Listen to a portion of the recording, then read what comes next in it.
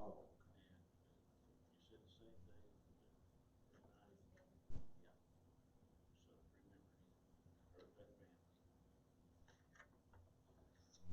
we're going to continue on in Exodus. Tonight we're going to be doing both 37 and 38. They're both, like last week, they were both short. And oddly enough, your lesson material only has basically the scriptures because the commentator of this lesson didn't put it in, but I've read some more and hopefully we can add a little more comment than what we had.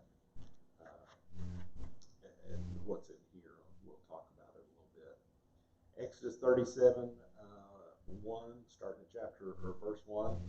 And Bezalel, I say it different every time I say it, made the ark of acacia wood, 2 cubits and a half was the length of it, a cubit and a half the breadth of it, a cubit and a half the height of it, and he overlaid it with pure gold within and without, and made a crown of gold to it round about. And he cast for it 4 rings of gold to be set by the 4 corners of it, even 2 rings upon the one side of it, 2 rings upon the other side of it. And he made staves of acacia wood and overlaid them with gold. And he put the staves into the rings by the sides of the ark to bear the ark. Now, last week we talked about the tabernacle itself, went over and reviewed what was in the earlier part of Exodus 24, I think, 23, 24. Then this week we're going over much 25 and 26. Why do you think in all this, we get these 5 books from Moses, including Genesis, Exodus, Leviticus. And why do you think there's a repeat? There's so much history in those first 5 books. It's almost the 1,000 years or 1,200 years. I can't remember exactly when the flood was, but in just those times, why do you think you repeat a couple of chapters? Because you've already got it. When Moses wrote it down when he's on the top of the mountain, it's you can go through it, but it's almost the same. I think I was read that the 25th chapter, verse 17 through 26. Right. But I read that, and what to me, it's what they.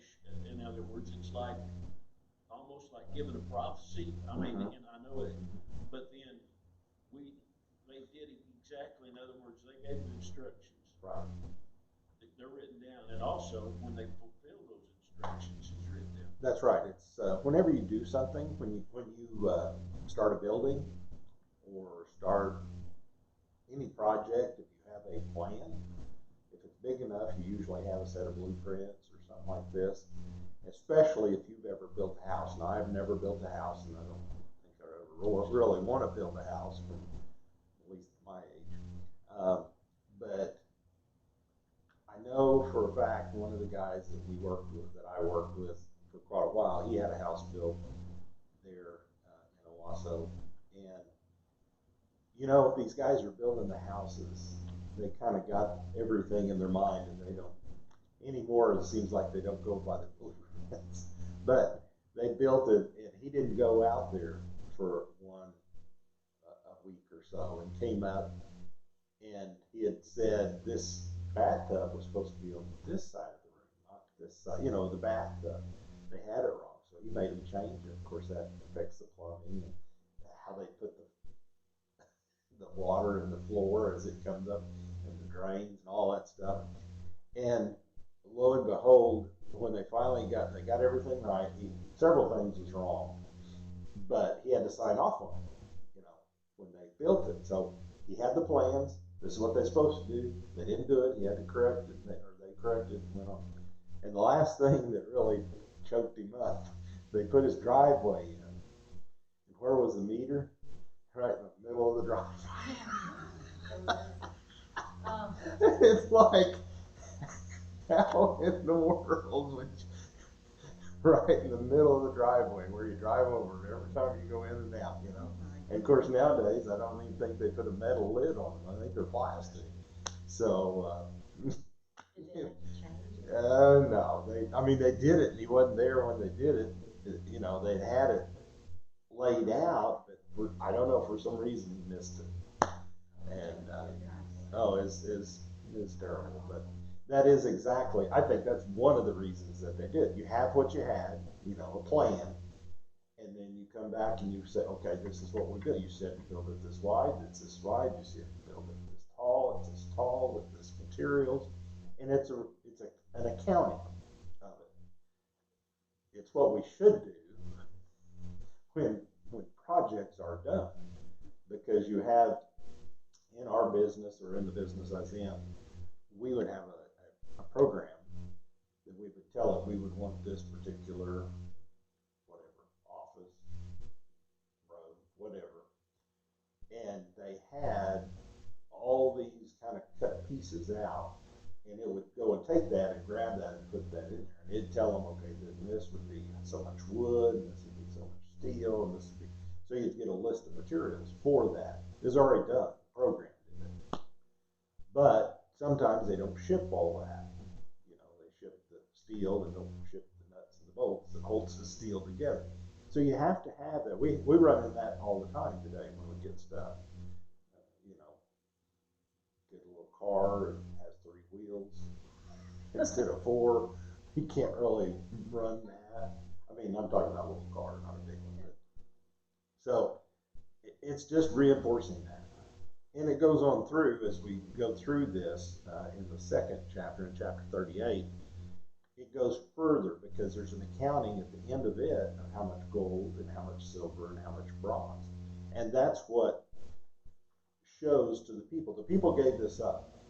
Okay, they freely gave. We read that last week, a couple of them. I mean, a couple of the chapters they asked for free will offerings. They brought the cloth, they brought the wood, they brought this gold and silver and all this. Now there's an accounting of it. We used this much for this much for this, this much for this. So all this repeating is showing the people, God told us to do this. We did it just like he said. He said face it west, you know, this west side needs to be this wide, and there's purpose in that. Because of that, it faces the east. If you haven't, I think we've talked about that before. It's facing the rising sun, facing the east. The tabernacle is the tent. That's the opening where it is. It's the opening where the Holy of Holies goes in. It's facing east. The west is solid. I mean, it's a solid cloth. There's no openings back there. So it just gives an accounting, and it gives an accounting. Hey, I told you to do this to God. God knows it. Okay, you did it. You said to put two rings in each side. We did. That way, nobody's going to touch it. They just touch those wood staves that they raise and lower, the gold covered. So there are certain things, and it's just reinforcing because they've already messed up. They went up to the mountain. Moses went up to the mountain for 40 days, and they come down and they're dancing around a golden calf. And they just already agreed that they would serve God, but they've already forgot about Moses. 40 days, less than 2 months. So it's reinforcement on that they are doing the covenant. They're doing the things that God said to do. With David and Solomon did the same thing. Mm-hmm. When David got everything together, he got all the instructions, got everything together, but then Solomon Put it all on. the rest of the people together to build the thing. You have to. I mean, and I mean, you have to because that was such a large project. This is a large project too. We'll go over a little bit of that. I may need to find it on my phone to see what all it is, but it says back there in it. I forgot to bring my other iPad, but it says how much. Now it tells us how much gold and things.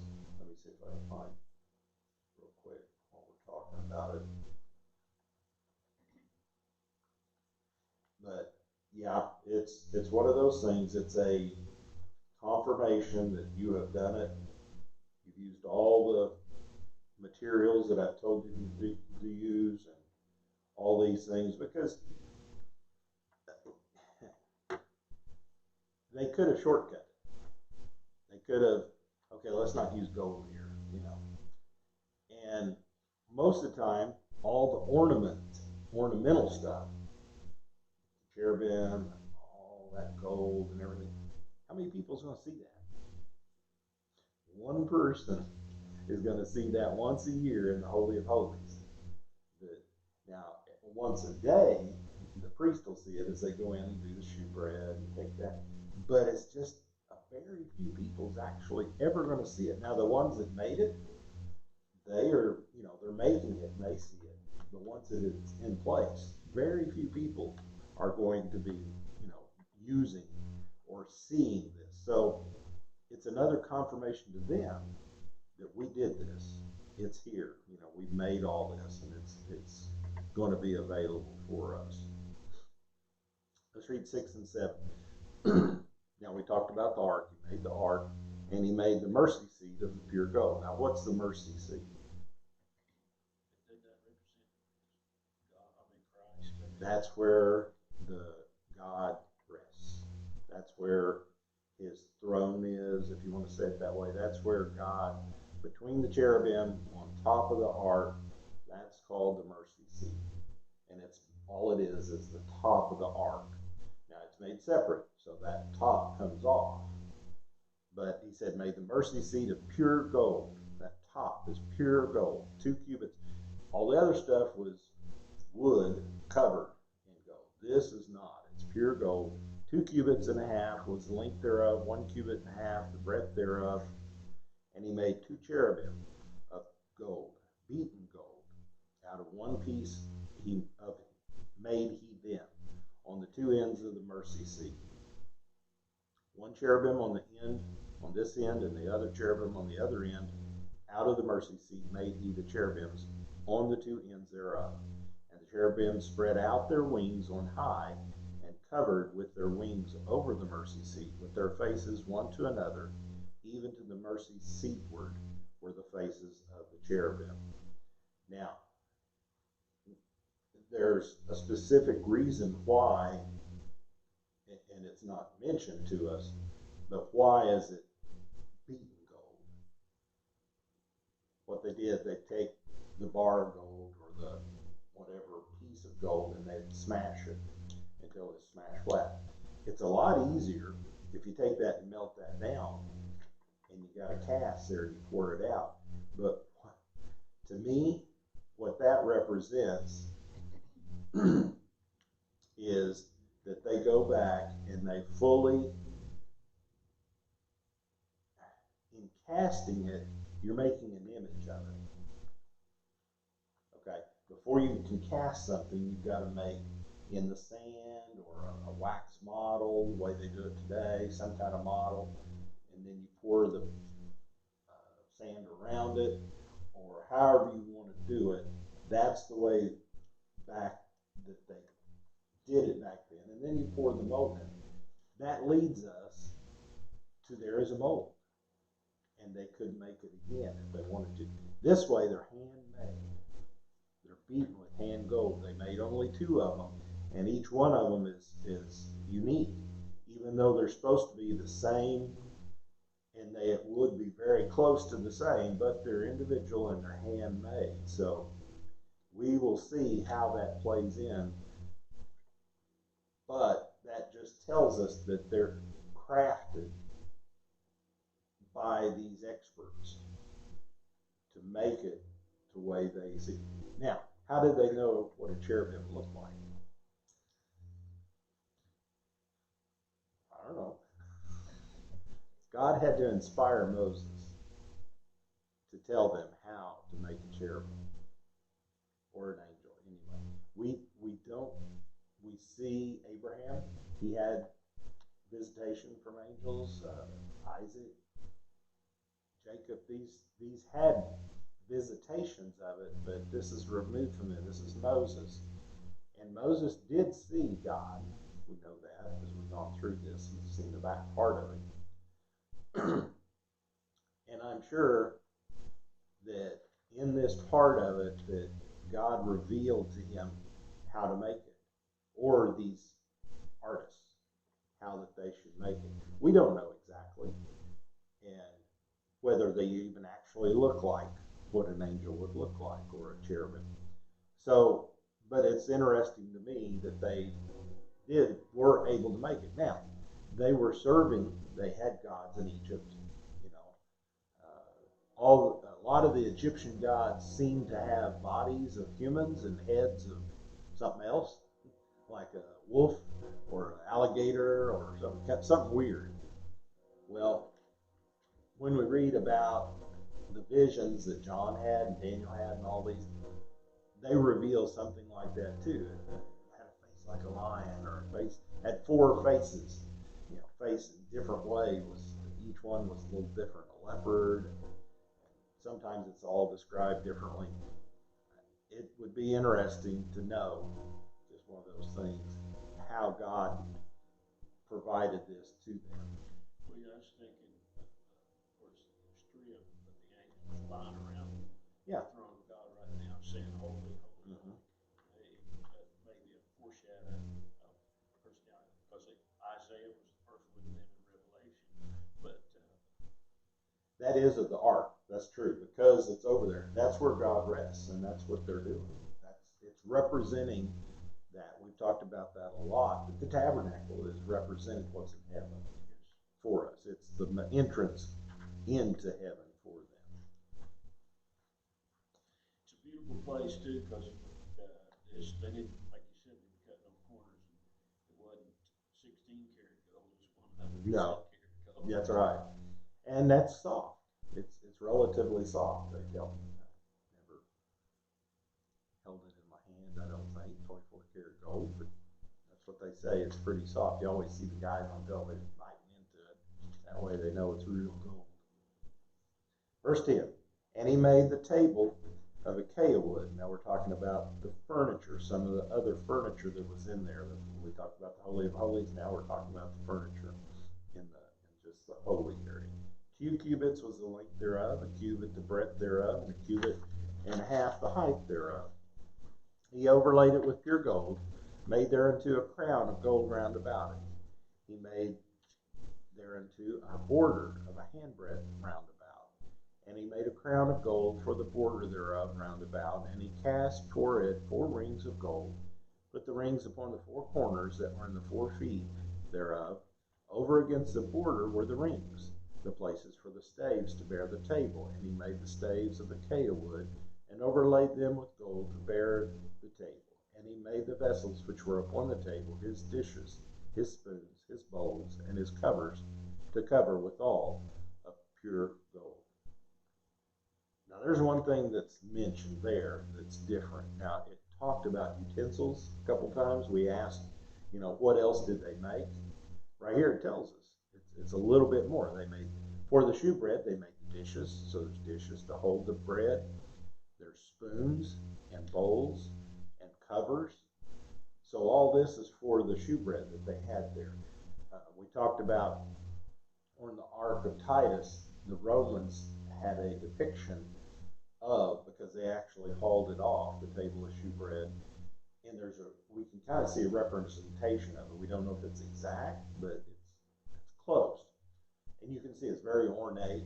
Now it's what we see. The stone is well worn, so we don't know exactly how it is, but it's in relief. It's kind of hard to tell, but we do have a semi sort of picture of it and the ark.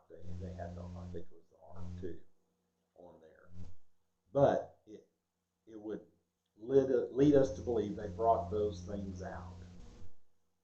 The Romans did. What if they had the same kind of instructions on moving it, that when they moved the ark, it had to be certain people, they had to do certain things? I think because of the way they did it, like the ark, I think they had to The staves. have that stage. They wasn't to touch it. They wasn't to do anything. Now it was probably a little more, I wouldn't say lax, but different, because they had to put the shewbread on there. Putting it up there, if they dropped one, they'd have to pick it up off of it, and different things. So that there may have been some touching there, but that was what it was made for. But what was that bread for? I mean, it's a shewbread for God. That's what it is. It was not bread to eat. It was bread. It was sacrifice. It was a bread made for God. It was there for the day. They'd take it away. Then the Levites could partake of it. The priests. But that was specifically, again, that bread was made specifically for that purpose, and we know there was a specific recipe that they made for it. We just don't have that recipe now. Today, Israel might have that or have a close resemblance to that. We don't know. Verse 17. And he made the candlestick. Now we're talking about the menorah was on the other side. The shewbread was on the north side, and the south side, I believe, was on the candlestick. So he made the candlestick of pure gold. See, these items, they're not covered. These were weighty items. Gold's heavy. It's real heavy. So these items, being pure, they had to be pretty substantial and pretty heavy. This is the only one that we don't see. Well, the altar has it too. This one doesn't have the staves to move in. So some other way was made to move it, evidently by the bottom somehow as they made it. But it said he made the candlesticks of pure gold. Of beaten work made he the candlesticks. The shaft, the branch, his bowls, his knops, and his flowers were of the same. 6 branches going out of the sides thereof, 3 branches of the candlesticks out of one side thereof, and 3 branches of candlestick out of the other side thereof. 3 bowls made after the fashion of almonds in one branch, a knop and a flower, and 3 bowls made like almonds in another branch, a knop and a flower, so throughout the 6 branches going out of the candlestick. And now we've seen it. We had a picture of it in that lesson. It's got the single going up in the middle, and then you got 3 going each side. So you actually have 7 candles or 7 oil reservoirs there for them. And the candlesticks were, I think I read that, 4 bowls made like almonds, his knops and his flowers, and a knop under 2 branches of the same, and a knop under 2 branches of the same, and a knop under 2 branches of the same, according to the 6 branches going out of it. Anytime we read in the Bible where it's repeating, we said it several times, it's important. We don't know why this, but this is showing that it specifically said each one's going to be the same. It's going to be made the same. It'll have a knop, a bowl, and a flower, and it's joined up to the middle. But it repeats it over again. Their knops and their branches were the same. All of it was beaten work of pure gold. And he made 7 lamps, and the snuffers, and his snuffers, and his snuff dishes of pure gold. Of a talent of pure gold made he it, and all the vessels thereof. And I think, let me see here, I think that was for us headed here. If I remember right, I think they said a talent is like 70 pounds. I've heard that. Yeah, I think that's what it was. I may not be able to find it here, but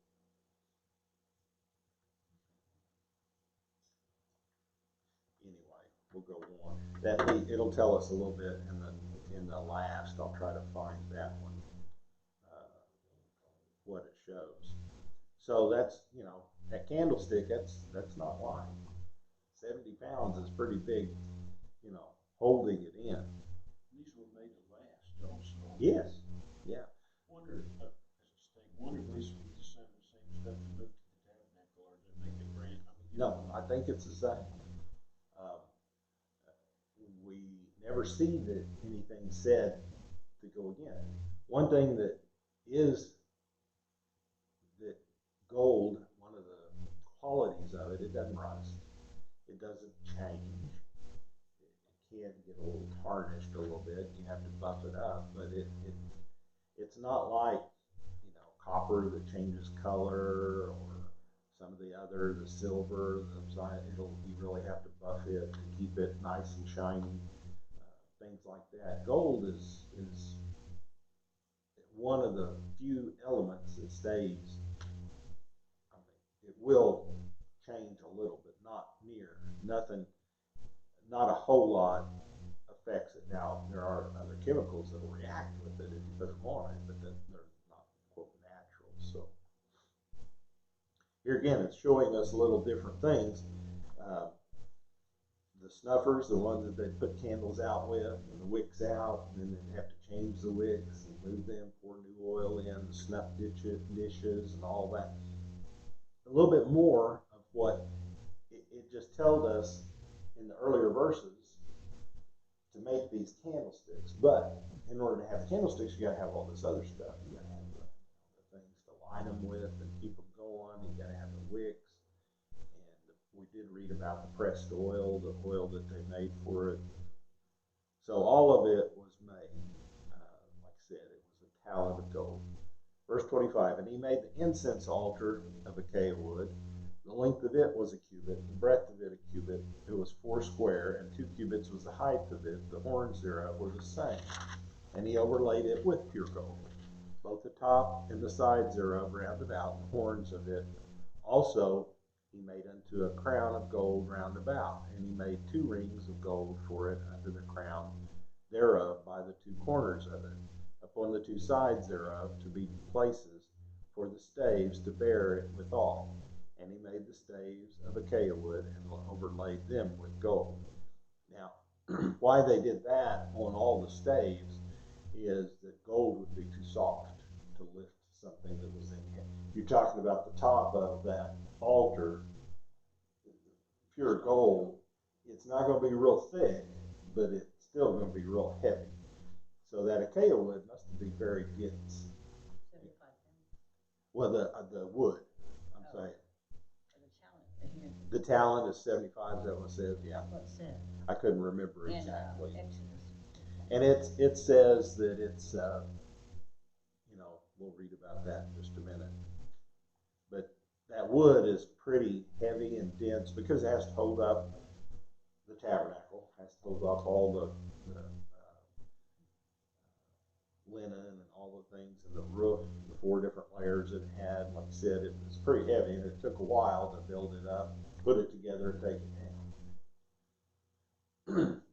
Verse 29, and he made the holy anointing oil and the pure incense of sweet spices according to the work of the apothecary. And these are all the things that was done in this construction. And one thing, I don't know if you've noticed, they're going through the exact same sequence that they did. First, they did the inside, and they did of the tabernacle, the inside of it, and then they did the furniture of the Holy of Holies. Now they're moving out. They've done outside. It's the very same thing. They're very specific. God was very specific with it. We talked about that a little bit, but when they didn't move very often, but when they did move, may have been the only time people would ever see the ark or the table of shewbread or anything other than the priests. And then it wouldn't be very many people because they would usually be leading the campaign. So you got the other X million people that's behind them. They want a glimpse of it just to see what it is, and they can't. Because as soon as they do, they put it in there, and that's the first thing that goes up, the outside, so it covers it, and they can't really see what's going on inside. I thought, that God is a God of order. Mm-hmm. I mean, just like going back to Genesis, when he created the earth, he created in order, the firmament and the heavens and everything came first, and then the land, and then, man was last because he needed all these other things to exist. Mm-hmm. And he's here. All of these things, he has this, I wonder, what's his name, Obibo. He probably wonder if he had the original list that Moses had written down, because he had to get a lot of stuff together, a lot of people together. I think, yeah, he could have, because somehow I think it'd be a lot easier for him. Okay, here it is. Just hand it to him. And I think maybe that's what it was, because that's why they repeated it, and they went and checked off everything as they went through it. So, okay, verse 38, or chapter 38, verse 1, and we're moving now kind of outside. And he made the altar of burnt offerings of acacia wood. 5 cubits was the length thereof, 5 cubits the breadth thereof. It was 4 square. 3 cubits the height thereof, and he made the horns thereof on the corners of it. The horns thereof were of the same, and he overlaid it with brass.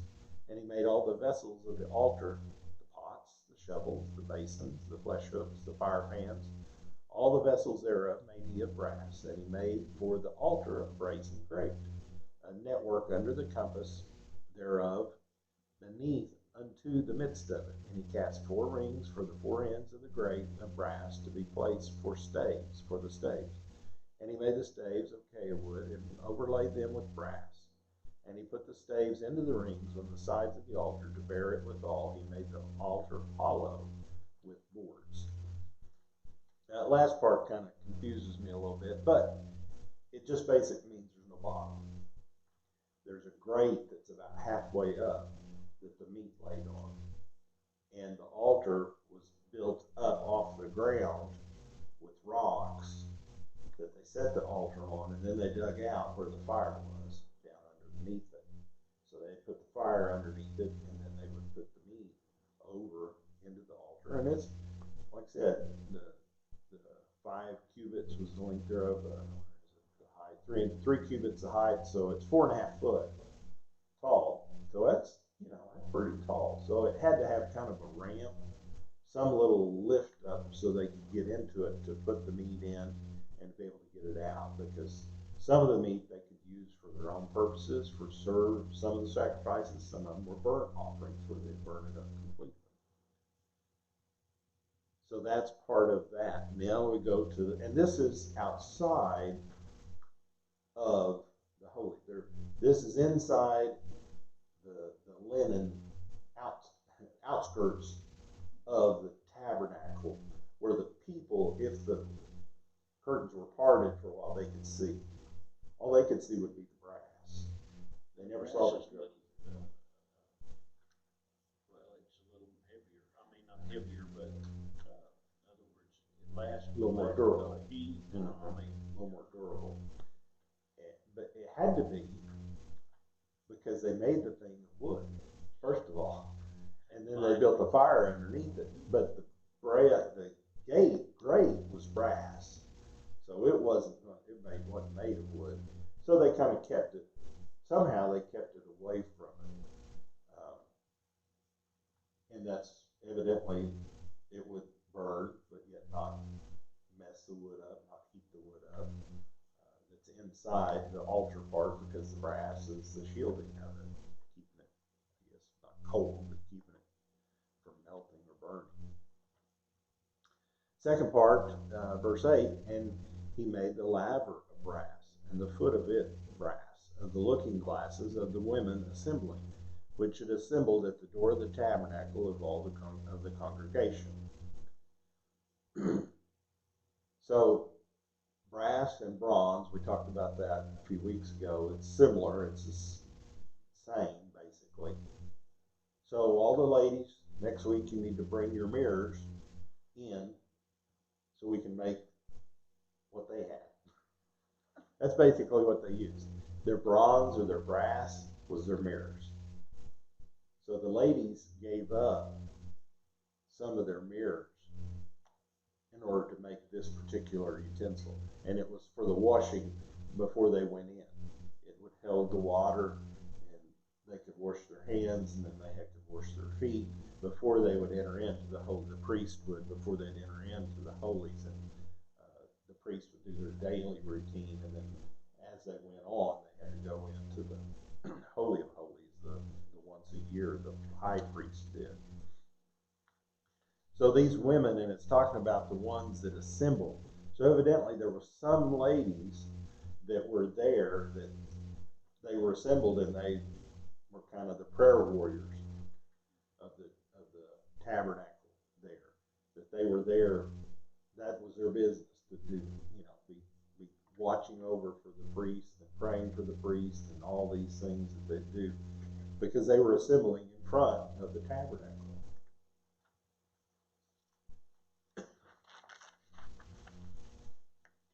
And it's got a lot there. If you want to read more about it, we'll go ahead and go on. Verse 9, and he made the court on the south side southward, the hangings of the court were of fine twined linen, 100 cubits. Their pillars were 20, their brazen sockets 20. The hooks of the pillars and their fillets were of silver. And for the north side of the hangings were 100 cubits, their pillars were 20, their sockets and brass were 20. The hooks of the pillars and their fillets of silver. And for the west side were hanging of 50 cubits, their pillars 10, their sockets 10. The hooks of the pillars and the fillets of silver. And for the east side, 50 cubits. The hangings of the one side of the gate were 15 cubits, the pillars 3, and the sockets 3. And the other side of the court gate, on this hand, and that hand, were hangings of 15 cubits, their pillars 3, and their sockets 3. All the hangings of the court round about were of fine twined linen, and the sockets of the pillars were of brass, and the hooks of the pillars and their fillets of silver, and the overlaying of their chapters of silver, and the pillars of the court were filleted with silver. And the hanging of the gate, for the gate of the court, was needlework of blue, purple, scarlet, fine twisted linen, and 20 cubits was the length, and the height and the breadth was 5 cubits, answerable to the hangings of the court, or similar to the hangings of the court. And their pillars were 4, and their sockets of brass 4, their hooks of silver, and this overlaying of their chapters, and their fillets of silver, and all the pins of the tabernacle and the court round about were made of brass. So we have, it was approximately 150 feet long, and this is going east-west, from the west side to the east side.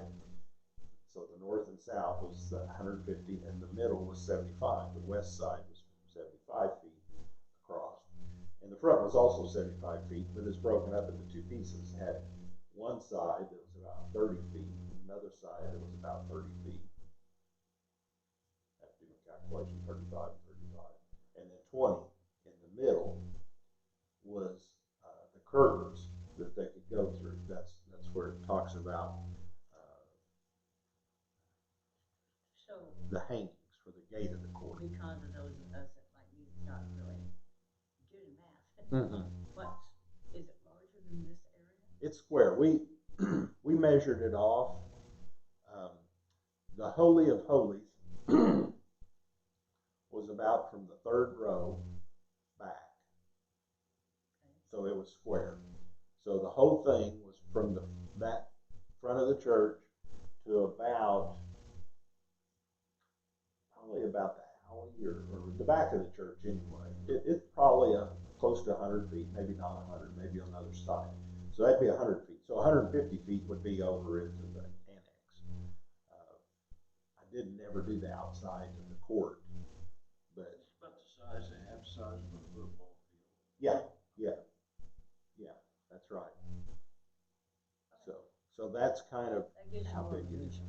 We think of it as huge, but it's not. It's not very big at all, No. comparatively. And this was all open. It didn't Yeah. have roof. It was just. Yeah, this The was just courtyard, right? the fence kind of around the tabernacle. And it was, they said, about whatever it comes out to be, it's about 8 feet. I think it's 5 cubits high. That's all. So that's about 7.5 feet. So, well, it's taller than the normal person's going to see over. And they didn't really want that. You could still see the tabernacle because it was higher than that. But each one of these those that go camping, has to be ratcheted down to the earth. And the pins that they talk about in here, the hooks and the silvers and some of the fillets, that's the pins that they would use to drive into the ground to hold it. Also, the tabernacle, they did that too. They had This the whole Arcadia one must have been pretty stout wood because of that. right. Plus, then the overlaying it with brass and gold. And of course, it makes a difference on how thick it is, how big a piece is. I'm sure the boards and the stuff that they had in the tabernacle was, the Holy of Holies was bigger and thicker than probably the outside, because the outside, even though it was longer, it was a linen. And I know linen's not heavy, but it still would have to hold up in wind and things like that. So they would have to have that, typically they would have it both sides ratcheted down to the ground. they did it like that in there, but they at least have one side. If it's all four sides, it would seem to hold it up. So verse 21 kind of finishes it up. This is the sum of the tabernacle, even of the tabernacle of testimony, as it was counted, according to the commandment of Moses, for the service of the Levites, by the hand of Ithamar, son to Aaron the priest, and Bezaleel, the son Uriah, the son of Hur, of the tribe of Judah, made all that the Lord commanded Moses, and with him was Aholiab, son of Ahisamach, of the tribe of Dan, an engraver and a cunning workman, an embroiderer in blue, and in purple, and in scarlet, and in fine linen. And Brother Epperson and I was talking a little bit about this. These guys, I think, were the leaders of the construction crew.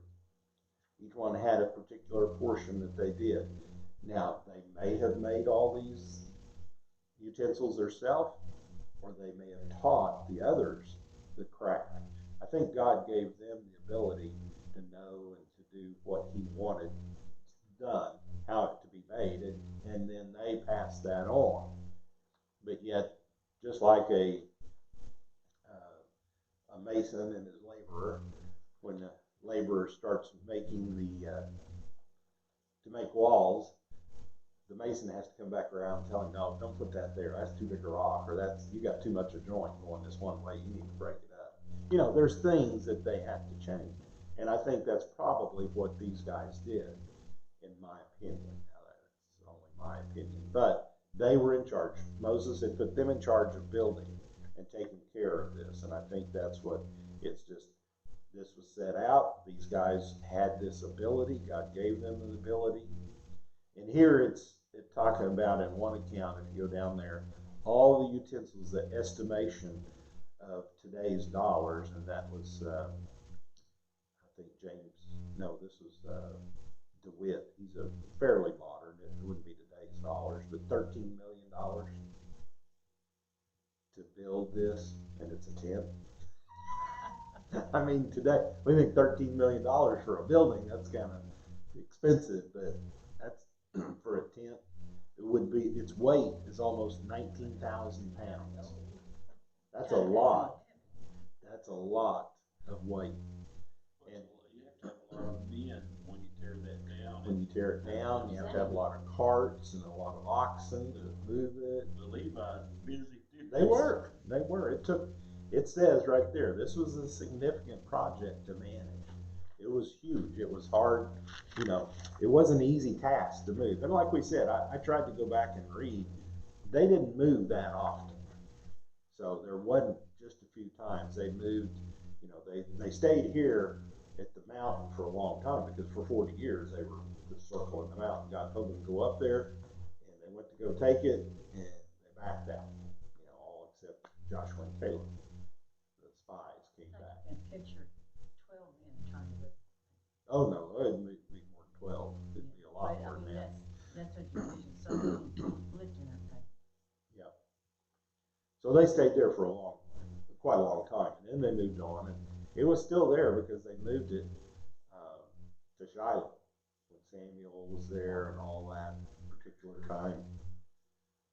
Okay, verse 24. All the gold that was occupied for the work and all the work of the holy place, even the gold of the offering, was 20 and 9 talents, 730 shekels, after the shekel of the sanctuary.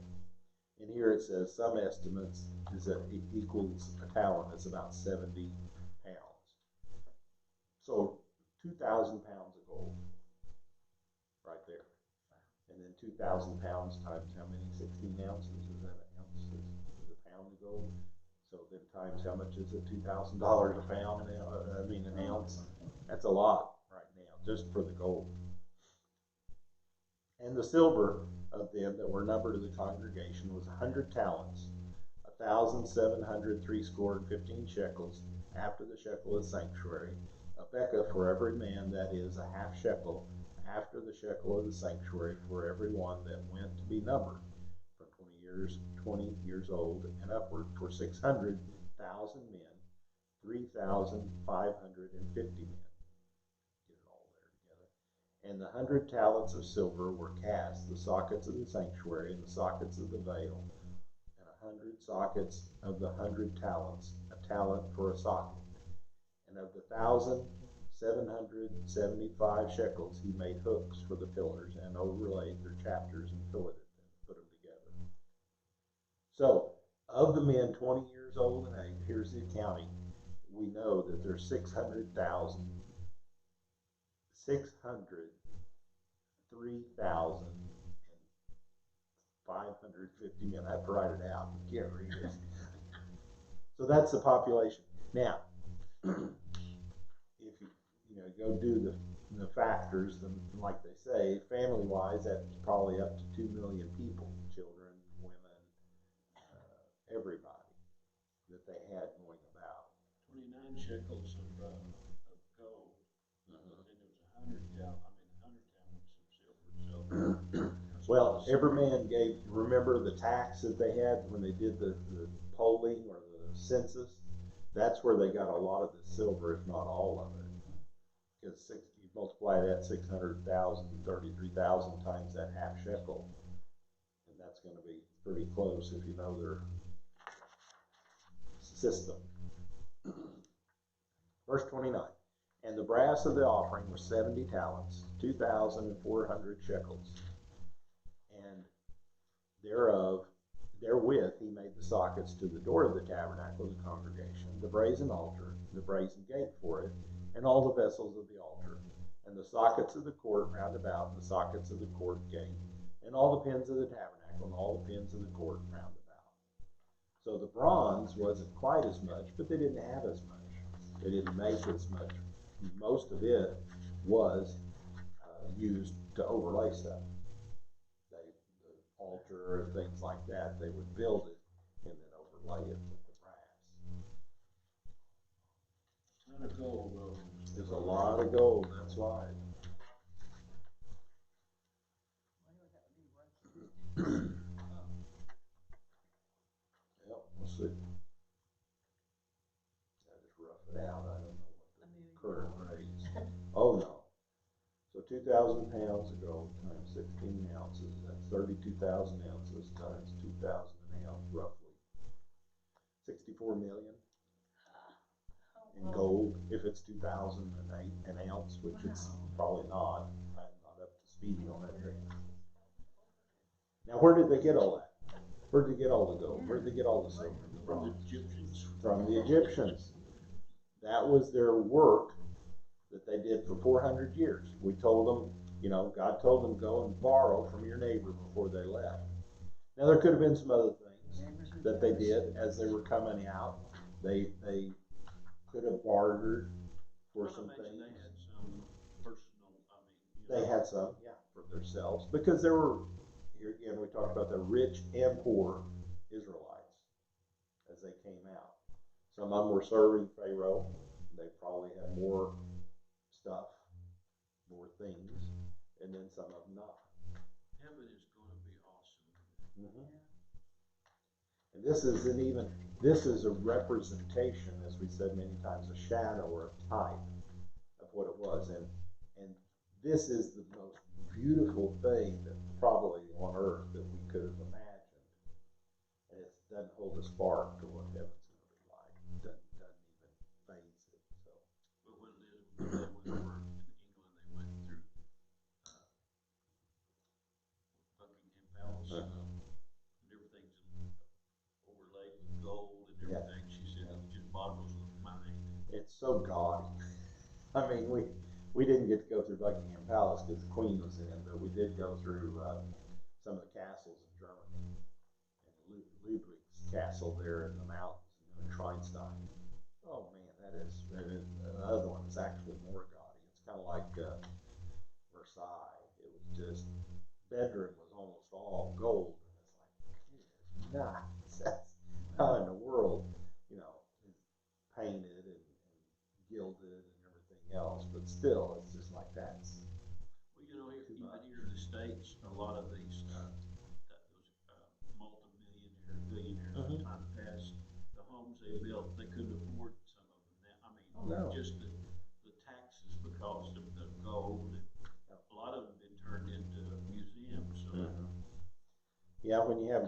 faucets and all that, that's a little bit much. Mine's gold colored, but it's rusted now pretty good. It's wore off a long time ago. I tell you how old my house is. It's got those gold faucets and shower heads and stuff like that. Well, just think when you think about how the queen lives, well, that's just a drop in the bucket of what Oh yeah. the tabernacle looks like. Just like the old saying goes, you know, we all would like to have so much gold here on earth and all that, and then you get to heaven, it's like, why do I want a road material? You know, Yeah. that streets are made of gold there. That's so it's gonna be something. And they're not gonna let you carry it if they're with you, so. Yeah, that's right. Well, appreciate everybody coming out. We'll continue on. There's just a few more. Oh, I did want to say, I'll turn this off here. We'll probably, I've ordered a lesson from